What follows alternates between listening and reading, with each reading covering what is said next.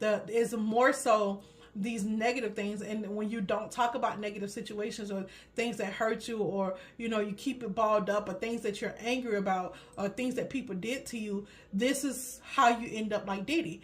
This is how you end up in those situations, depending on how your brain functions, and how your soul functions, how strong or weak you are.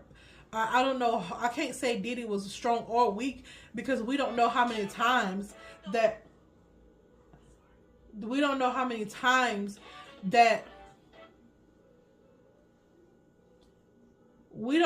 I'm sorry, my daughter in the background playing her phone.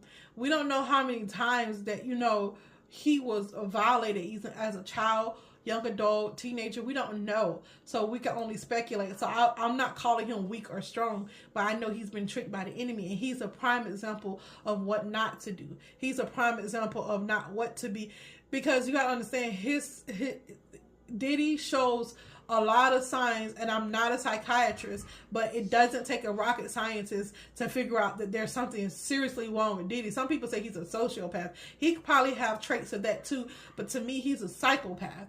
The reason why I say he's a psychopath, because he doesn't, when somebody can sexually get off on hurting another human being, whether it's a woman or a man, sexually, to feel some type of sexual gratification, that's some wicked ass shit. That's not like narcissistic people don't really do stuff like that. It's more about their image, and Diddy was never worried about an image. He didn't care about his image.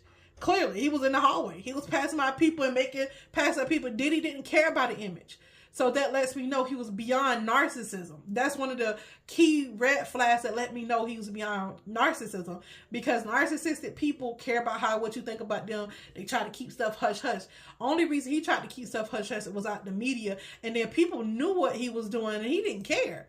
Like, he kept doing it. Like, one thing about narcissists, to get them to stop doing something, especially in a public, like he publicly assaulted, Cassie.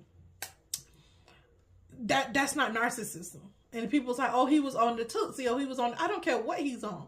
A narcissistic personality type, one thing about them, they will, even if they don't like it, they will subject themselves to being what people think they are. And he was not being what people think that he was. He was just walking around doing what the fuck he wanted to do, which is clear. I can see how some people think it's sociopath, but to me, he's a psychopath because of his sexual gratifications that he get off on, hurting other people, the sound of another man